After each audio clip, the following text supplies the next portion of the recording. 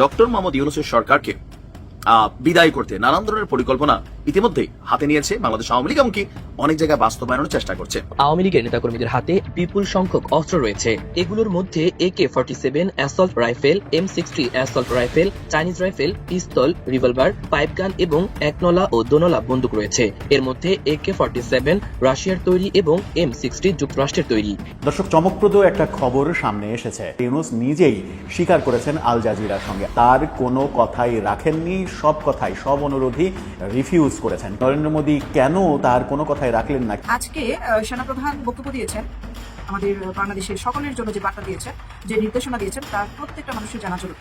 শেখ হাসিনা এবার হুঁশিয়ারি দিয়েছেন অন্তর্বর্তী সরকারকে। নিজের বিচার নিয়ে না ভেবে তিনি উল্টো ডক্টর ইউনূসের সরকারের বিচার করবেন বলে হুঁশিয়ারি উচ্চারণ করেছেন। প্রিয় দর্শক, আসিফ নজরুলের ভণ্ডামি নিয়ে আজকে কিছু কথা বলতেই হচ্ছে। নতুন ভণ্ডামিতে আবির্ভূত হয়েছেন ভারত থেকে আসিফ নজরুল। শেখ হাসিনা দিনকে দিন রহস্য নারীতে রূপান্তরিত হচ্ছে। তিনি দিল্লিতে আছেন এটা জানেন, কিন্তু কি অবস্থায় আছেন কেউ জানেন। মাঝে মধ্যে তার অডিও বার্তা। আসসালামু আলাইকুম এভরিওয়ান, কি অবস্থা সবার? আশা করছি সবাই ভালো এবং সুস্থ আছেন। প্রতিদিনের মতো আমি ফারুকি ইউটিউব চ্যানেলের পক্ষ থেকে সোয়াইব আপনাদের সাথে আছি। আপনারা ইতিমধ্যে ভিডিওর কিছু টাইটেল এবং থাম্বনেল এবং কিছু অংশবিশেষ দেখে জানতে পেরে গিয়েছেন ভিডিওটা কতটুকু গুরুত্বপূর্ণ হতে যাচ্ছে। আপনারা সম্পূর্ণ পুরো ভিডিওটি দেখলে বুঝতে পারবেন ভিডিওটা আরও কতটা তথ্যবহুল এবং গুরুত্বপূর্ণ। সো আশা করবো এক মুহূর্ত না টেলে সম্পূর্ণ পুরো ভিডিওটি আপনারা দেখবেন। সম্পূর্ণ ভিডিওটি শুরু করার আগে আপনাদের কাছে একটা অনুরোধ জানিয়ে রাখতে চাই, যারা আমাদের এই ইউটিউব চ্যানেলে এখনও নতুন তারা অবশ্যই সাবস্ক্রাইব করে একটা লাইক দিয়ে পাশে থাকবেন। সো চলুন শুরু করি, লেটস বিগিন। ভারতে অবস্থান করছেন শেখ হাসিনা, আর বাংলাদেশে বিভিন্ন সময় তিনি তার বার্তাগুলো পৌঁছে দিচ্ছেন। আগামী দিনে আওয়ামী লীগের কি করণীয়, নেতারা কিভাবে কাজ করবে, এ টু জেড ব্রিফিং তিনি করছেন। এমনকি ছোট ছোট গ্রুপ, বিভিন্ন ফেসবুক পেজ, অফিসিয়াল মিটিং, সবকিছুতেই ডিজিটাল এই প্রযুক্তিকে ব্যবহার করে তিনি কানেক্ট হচ্ছেন, নেতাকর্মীদেরকে উজ্জীবিত করছেন এবং বাংলাদেশে আওয়ামী লীগের রাজনীতিকে ফিরিয়ে আনতে অথবা ডক্টর মোহাম্মদ ইউনূসের সরকারকে বিদায় করতে নানান ধরনের পরিকল্পনা ইতিমধ্যেই হাতে নিয়েছে বাংলাদেশ আওয়ামী লীগ, এমনকি অনেক জায়গায় বাস্তবায়নের চেষ্টা করছে। তো এই যখন অবস্থা, তখন গেল কয়েকদিন আগে থাইল্যান্ডে বিমস্টেক সম্মেলন হয়েছিল, আপনাদের খেয়াল আছে তো? তো সেই বিমস্টেক সম্মেলনে শেখ হাসিনাকে নিয়ে ডক্টর মোহাম্মদ ইউনূস এবং মোদির মধ্যে কথোপকথন হয়েছিল। আর আমাদের যিনি প্রেস সচিব আছেন শফিক ভাই, তিনি এমন এক বক্তব্য দিয়েছেন যেগুলো এখন ডক্টর ইউনূসের কথার সাথে কোনো আগামাথা নাই। এবার আসেন, মোদি কোন ইস্যুতে শেখ হাসিনা সম্পর্কে ডক্টর মোহাম্মদ ইউনূসকে কি বক্তব্য দিয়েছেন। আল জাজিরা, আপনার আল জাজিরার সংবাদ মাধ্যম, সেখানে একটা ভিডিও সাক্ষাৎকার দিয়েছেন আপনার আল জাজিরায়। তো ভিডিও সাক্ষাৎকারে ডক্টর মোহাম্মদ ইউনূসের এই বক্তব্যটা এখন সামনে আসে, যেটা নিয়ে আবার মাঠে আলোচনা সমালোচনা দুইটাই চলছে। আল জাজিরার সাংবাদিক নিয়েভ ওয়ার্কার, তিনি শেখ হাসিনাকে নিয়ে প্রধান উপদেষ্টা ডক্টর মোহাম্মদ ইউনূসের কাছে বিভিন্ন প্রশ্ন করেন। তো বিভিন্ন প্রশ্নের এক ফাঁকে প্রধান উপদেষ্টা বলছেন যে তিনি বিমস্টেক সম্মেলনের ফাঁকে ভারতের প্রধানমন্ত্রী নরেন্দ্র মোদীর সাথে বৈঠক করেছিলেন। আমরা দেখেছিলাম, যেটা নিয়ে অনেক আলোচনা হয়েছে। তো সেখানে তিনি শেখ হাসিনাকে চুপ রাখতে বলেছিলেন, মানে ভারতকে বলছিল যে দেখেন তিনি এই যে ঘন ঘন বক্তব্য দিচ্ছে, তার এই বক্তব্যের মাধ্যমে দেশে আতঙ্ক তৈরি হচ্ছে বা নানান ধরনের টেনশন, স্টেটাস, দেশে বিশৃঙ্খলা, অনেক কিছুই সরকারের জন্য একটা বিব্রতকর একটা অবস্থা। সেই জন্য মোদিরও বলছিল যে আপনি শেখ হাসিনাকে চুপ রাখেন ভারতে। বাট মোদি কি বলছে? মোদি বলছে যে তিনি শেখ হাসিনাকে চুপ রাখতে পারবেন না। কেন পারবেন না? কারণ ভারতে সবাই সামাজিক যোগাযোগ মাধ্যম ব্যবহার করে, আর এটি সবার জন্য উন্মুক্ত। অর্থাৎ শেখ হাসিনা সামাজিক মাধ্যম ব্যবহার করে কিছু বললে সেটি ভারত সরকার নিয়ন্ত্রণ করতে পারবে না। যদি ভারতে কোনো মিডিয়া প্ল্যাটফর্ম ব্যবহার করা হয় অথবা সরকারি কোনো রকম সাইট, ওয়েবসাইট বা বেসরকারি বিজ্ঞাপন, যে এগুলো যদি হয়, সেটাকে মোদির নিয়ন্ত্রণ করার ক্ষমতা আছে। আল জাজিরার সাংবাদিক তিনি দাবি করেন যে শেখ হাসিনা দাবি করেন তিনি এখনো বাংলাদেশের প্রধানমন্ত্রী, তিনি ভারত থেকে এসব বিবৃতি দিচ্ছেন। অন্তর্বর্তী সরকার ভারতে তার অবস্থানকে কিভাবে দেখে? তিনি বলছেন যে আপনার নরেন্দ্র মোদীর সাথে বিমস্টেকভুক্ত দেশগুলোর যখন মানে ওই প্রোগ্রাম হয়, তখন আমি স্পষ্ট করি ঠিক আছে যে মোদি, যদি আপনারা শেখ হাসিনাকে রাখতে চান তাহলে এ বিষয়ে আপনার সঙ্গে আমি কিছু করতে পারবো না। এক ধরনের আত্মসমর্পণই করে ফেললো। কিন্তু অবশ্যই তিনি যখন সেখানে থাকবেন তার কথা বলা উচিত হবে না। এখন প্রশ্ন হচ্ছে, ডক্টর ইউনূস কি শেখ হাসিনাকে ফিরিয়ে আনার জন্য এই যে এনসিপি বা সরকারের পক্ষ থেকে বিভিন্ন সংস্থাগুলোর পক্ষ থেকে যে বক্তব্য দেওয়া হচ্ছে, তাহলে আমরা যা শুনছি, তো তিনি এই যে যুগান্তরে আসা তার এই বক্তব্যটাকে যদি আমরা কোট করি, তিনি বলছেন যে নরেন্দ্র মোদীর সাথে আমার কথা হয় এবং আমি তাকে স্পষ্ট করি ঠিক আছে, যদি শেখ হাসিনাকে আপনি রাখতে চান তাহলে এই বিষয়ে আমি আপনার সাথে কিছু করতে পারবো না। মানে এখানে একটা অসহায়ত্ব ফুটছে, নাম্বার 1। নাম্বার 2, রাখেন ভালো কথা, কিন্তু তিনি যখন সেখানে থাকবেন তার কথা বলা উচিত নয়, কারণ তার বক্তব্য আমাদের জন্য সমস্যা সৃষ্টি করে। তিনি বক্তব্য দিয়ে বাংলাদেশের মানুষকে উত্তেজিত করেন, আর এজন্য সরকারকে ভোগান্তি পোহাতে হয়। তো তখন মোদি কি বলছিলেন? মোদি বলছেন যে ভারত হলো এমন দেশ যেখানে সামাজিক মাধ্যম সবার জন্য উন্মুক্ত, আমি এটি নিয়ন্ত্রণ করতে পারবো না। তাহলে শেখ হাসিনাকে ফিরিয়ে আনার ব্যাপারে আমাদের প্রেস সচিব শফিক ভাই অতি উৎসাহিত হয়ে যে বক্তব্যগুলো দিলেন, এখন আল জাজিরার সাথে যখন ডক্টর মোহাম্মদ ইউনুস সাক্ষাৎকার দিচ্ছেন সেখানে শেখ হাসিনাকে ফিরিয়ে আনার ইস্যুতে কোনো একটা সিঙ্গেল বক্তব্য কি এখানে দেখলাম আমরা? তার মানে কি শফিক ভাইও সস্তা জনপ্রিয়তার জন্য ওই যে ধরেন পাবলিক যেটা শুনতে চায় না, ডক্টর মোহাম্মদ ইউনুস এটা করে ফেলতেছে ওইটা করে ফেলতেছে, বিষয়গুলো কি এরকম হচ্ছে না? তিনি যে বক্তব্যটা দিলেন বিমস্টেকের পরদিন, তখনই ভারতের এটা কাউন্টার করছিল যে এমন কোন বক্তব্য নরেন্দ্র মোদী এবং ডক্টর ইউনুসের মধ্যে এরকম সংলাপই হয় নাই।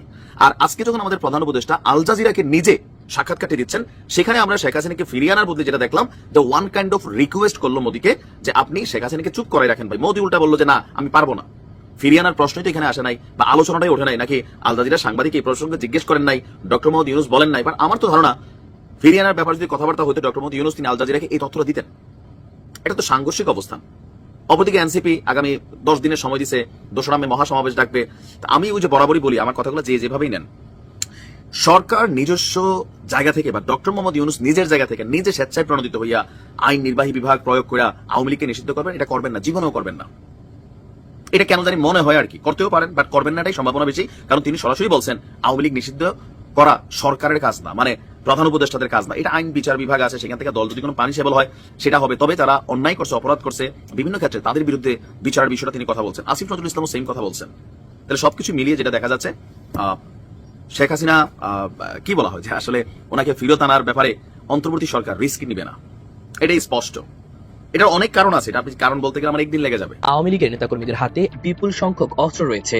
এগুলোর মধ্যে AK-47 assault rifle, M60 assault rifle, Chinese rifle, pistol, revolver, pipe gun এবং একনলা ও দোনলা বন্দুক রয়েছে।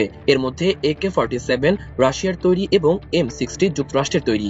এসব অস্ত্রের বড় একটি অংশ এসেছে আওয়ামী শাসনামলে দলীয় বিবেচনায় লাইসেন্স দেওয়ার মাধ্যমে।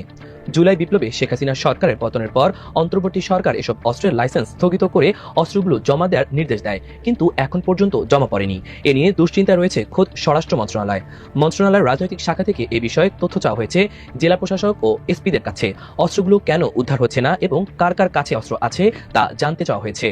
সরকারি তথ্য ও নির্ভরযোগ্য সূত্র অনুসারে 2009 সালের 6 জানুয়ারি থেকে গত বছরের 5 আগস্ট শেখ হাসিনার পতন ও পলায়নের আগ পর্যন্ত 15.5 বছরে বাংলাদেশে বিভিন্ন ক্যাটাগরিতে আগ্নেয়াস্ত্রের লাইসেন্স দেওয়া হয়, যার একটি উল্লেখযোগ্য অংশ আওয়ামী লীগের নেতাকর্মীদের নামে ইস্যু করা।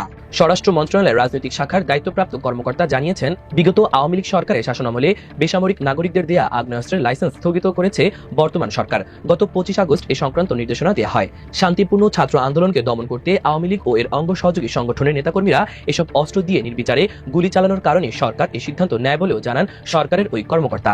পাশাপাশি বেসামরিক লোকদের হাতে থাকা সব অস্ত্র 3 সেপ্টেম্বরের মধ্যে সংশ্লিষ্ট থানায় জমা দেওয়ার নির্দেশনা দেওয়া হয়। নির্দিষ্ট সময়ের মধ্যে 13,349টি অস্ত্র জমা পড়ে উল্লেখ করে স্বরাষ্ট্র মন্ত্রণালয়ের অপর এক কর্মকর্তা জানান, থানায় যেসব অস্ত্র জমা হয়েছে তার অধিকাংশের লাইসেন্স নেওয়া হয় 2009 সালের আগে। অস্ত্র জমাকারীদের মধ্যে বিভিন্ন ব্যাংক, আর্থিক প্রতিষ্ঠান, ব্যবসা প্রতিষ্ঠান এবং বিশিষ্ট ব্যক্তিরা ছিলেন। 15.5 বছরে দেওয়া লাইসেন্সের মধ্য থেকে খুবই সামান্য জমা হয়েছে। তবে আওয়ামী লীগের 15.5 বছরে যেসব নেতার নামে আগ্নেয়াস্ত্রের লাইসেন্স দেওয়া হয় সেগুলো জমা পড়েনি। স্বরাষ্ট্র মন্ত্রণালয় তাদের ঠিকানায় গিয়ে তথ্য সংগ্রহের জন্য জেলা প্রশাসকদের চিঠি দেবে বলে সিদ্ধান্ত নিয়েছে। আওয়ামী লীগের নেতাকর্মীরা ইতোমধ্যে নাশকতার পরিকল্পনা নিয়ে মিছিল করছে। এসব অস্ত্র ব্যবহার করে তারা অঘটন ঘটায় কিনা সে আশঙ্কা করছে মন্ত্রণালয়। প্রিয় দর্শক, আসিফ নজরুলের ভণ্ডামি নিয়ে আজকে কিছু কথা বলতেই হচ্ছে। নতুন ভণ্ডামিতে আবির্ভূত হয়েছেন ভারত থেকে আসিফ নজরুল। ভারতের এক মিডিয়ায় বলছেন আসিফ নজরুল জঙ্গিবাদের সাথে ইসলামিক সেন্টিমেন্টের মানুষের সাথে জড়িয়ে গিয়েছেন। বাংলাদেশে ইসলামিক সেন্টিমেন্ট কায়েম করে পাকিস্তানের সাথে আঘাত করে ভারতকে ধ্বংস করার জন্য আসিফ নজরুলের হাত থাকতে পারে, এরকম একটি নতুন ভণ্ডামি ভারত থেকে নিউজটি করেছেন প্রথমে।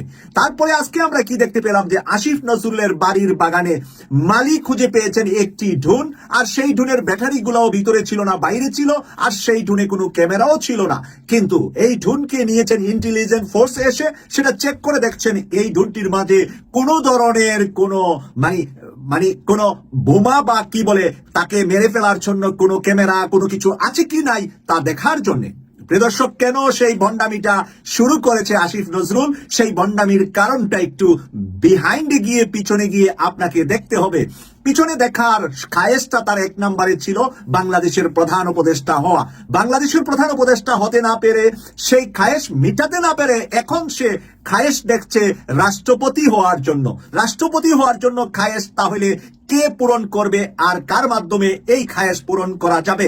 দুটা মাধ্যম। একটা মাধ্যম হলো বাংলাদেশে ইসলামী সেন্টিমেন্টের ভিতরে তার প্রতি প্রেম ভালোবাসা বাড়ানো, আরেকটা হলো ভারত বিরোধী হিসাবে সে যদি পরিচিতি অর্জন করতে পারে তাহলে বাংলাদেশের আপামর মানুষ আসিফ নজরুলকে বাংলাদেশের দুধের দুয়া তুলসী পাতা হিসাবে গ্রহণ করবে। তাই ভারত দিয়ে শুরু করেছে, ভারতীয় মিডিয়ার ভিতরে তার নামে প্রপাগান্ডা শুরু হয়েছে, সে ইসলামিক হয়ে গিয়েছেন। প্রিয় দর্শক, আর কিছুদিন পরে বাইতুল মুকাররমের খতিবের দায়িত্বটা মনে হয় আসিফ নজরুল মতো উলঙ্গ ভণ্ডদের পিছনে আমাদের নামাজ পড়তে হবে। এর আগে একটা পালিয়ে গিয়েছে বাইতুল মুকাররম থেকে, পরবর্তীতে গোপালীদেরকে নিয়ে লাঠি সোটা নিয়ে এসে বাইতুল মুকাররমে হট্টগোল করেছিল। আজকে আসিফ নজরুলের অবস্থাটা যেন বাংলাদেশের আলেম উলামা ইসলামিক মানুষগুলার ইমাম হতে চলেছেন, আর ইমাম হওয়ার জন্য ভারত থেকে মিডিয়া দিয়ে প্রপাগান্ডা শুরু করেছেন, তিনি ইসলামিক হয়েছেন। এর মধ্যে দেখতে পাবেন যে উনি কিছুটা ঘন ঘন এখন উমরায় যাবে। ইসলামিক হওয়ার জন্য প্রথম শর্ত হলো একটু ঘন ঘন উমরায় যেতে হবে, সাদা কাপড় পরিধান করে ফটো ছাড়তে হবে, সাদা কাপড় পরিধান করে কিছু ভিডিও পোস্ট করা লাগবে। তখনই মানুষ মনে করবে আমাদের প্রিয় কলিজার ভাই ডক্টর আসিফ নজরুল আমাদের বাংলাদেশের সবচাইতে সহজ সরল ইমানদার মানুষগুলার ইমান কেনার জন্য এটা হলো একটি সহজ উপায়, সস্তা উপায়। সেই সস্তা উপায়টি আসিফ নজরুল নেওয়ার জন্য এখন পলিসি এটেছে। আজকে বাংলাদেশ সরকারের একটি সিদ্ধান্ত হয়েছে, সিদ্ধান্তের ভিতরে জানা গিয়েছে এই যে শাহাবুদ্দিন চুপু রাষ্ট্রপতি আছে, তার রাষ্ট্রপতির দায়িত্বের বর্তমানে যে গুরুত্বপূর্ণ দায়িত্বগুলা আছে সেই দায়িত্বগুলা কমিয়ে দেওয়া হচ্ছে, তার মানে তাকে পাওয়ারলেস করা হচ্ছে। বেদেরা যেরকম সাপের খেলা দেখা আমরা অনেকেই ভয় পাই এই সাপটা দিয়ে কিভাবে খেলা দেখাচ্ছে, আসলে সাপের বিষ দাগটা বেদেরা যেদিন সাপটাকে জঙ্গল থেকে ধরেছে সেদিনই ভেঙ্গে দিয়েছে। এখন শাহাবুদ্দিন চুপুর বিষ দাগ ভেঙ্গে দিয়ে তাকে ওই মানে কোন ধরনের ফুটপাত করা ছাড়া চুপু চেয়ারে বসে বসে আরামে দিন কাটাবে, রাজকীয় জীবন। বাংলাদেশে এর চাইতে বড় বাড়িতে কোনো মানুষ থাকে না, এর চাইতে বেশি নিরাপত্তা সিকিউরিটি সম্পন্ন বাংলাদেশে আর কারো জন্য নাই, এর চাইতে ভালো খাবার দাবার, স্বাস্থ্যকর পরিবেশ, প্রতিদিন টেবিলের সামনে গোলাপের তরতাজা ফ্লাওয়ার এনে বিভিন্ন ভাবে রাষ্ট্রপতিকে যে সিংহাসনে বসিয়ে রাখা হয়